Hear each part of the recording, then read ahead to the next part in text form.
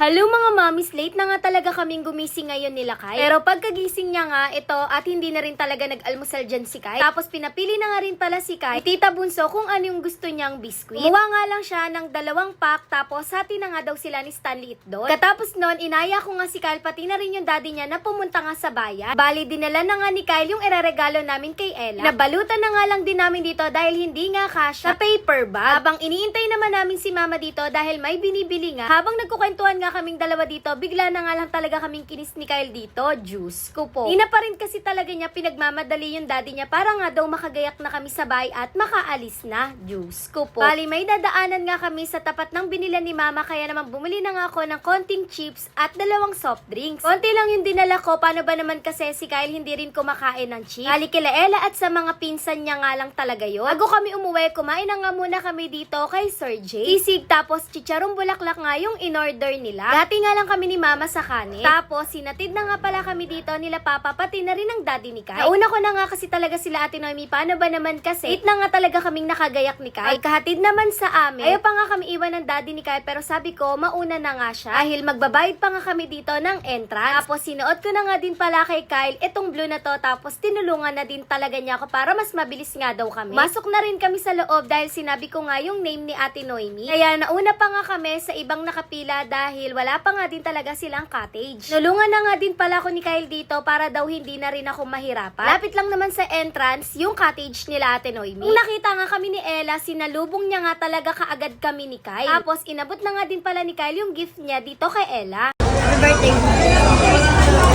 Ali, yung malaki nga, pinabalot namin dahil matatagalan ako doon. Tapos, sa 3 niregalo nga namin kay Ella, ako na yung nagbalot. Bumili na lang ako ng extra wrap. Sobrang nagustuhan talaga ni Ella yung mga niregalo namin sa kanya. Gusto mo yun, Hello, Kitty! Kainin mo muna. Saan mo open? Mari ka. So easy. Tulungan mo si Iya. Bakit? Ay, mami yan, kay mami. Ang cute! Ba? Ano lang yung prank-prank kay John? Ba't ka naiinis? Why? Ba't ka Aray! Ganda ba? Mag-swimming na. Ay, Tara na! sa'yo yung 1. Ang cute! Thank you, Kat. Makasitay. Kaya dyan na. 1K. Huwag na lang pala sa email na pala.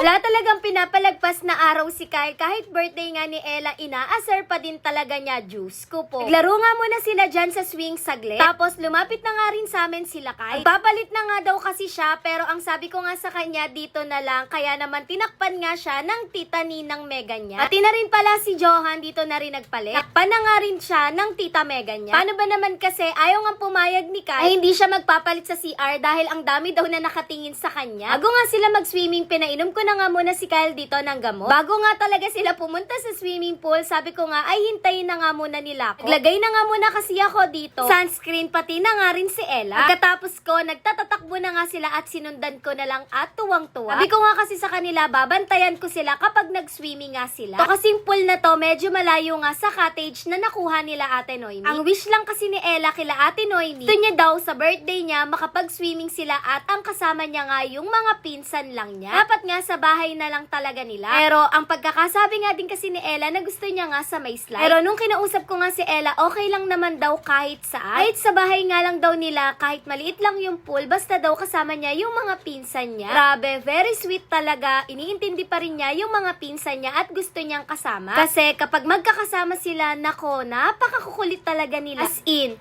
away dito, away dyan, asar dito, sumbong dito, sumbong dyan, iyak dito, iyak doon. Pero hindi sila nagsasakitan. Tapos, mga ilang minutes lang, magkakabati na naman ulit. Ang mga bata nga naman kapag nagsama-sama, nako, gusto mo na lang talagang magkulong sa kwarto. Juice ko po. Pero dahil lagi nga nilang sinasabi sa amin na mga binata't dalaga na nga daw sila, hindi na nga daw sila baby. Ang pinakamaliit na nga lang kasi sa kanila, si Iya at si Bench. Bali silang dalawa talaga ang nagkakasundo. Tapos si Kyle, Ella, Johan at si Ral ang magkakasundo sa lahat ng bagay. Natapos na nga din para sila kuya ditong mag-ihaw. Sabi talaga nakakapaso talaga yung init sa kabilang pool. Kaya naman pinalipat ko na nga muna dito sila Kyle. Ito kasi katapat lang ng cottage namin. Tapos hindi pa mainit at malamig yung tubig dito kaya naman gustong gusto talaga nila. Pagkatapos nga nilang magtatatalon dyan, inaahon ko na nga muna sila para makakain. Umirit pa nga ng 5 minutes kaya naman nauna na nga muna ako sa kanilang kumain dito ng hotdog. Sila naman ang kusang bumaba dito at mga kumuha ng food nila. Dahil gutom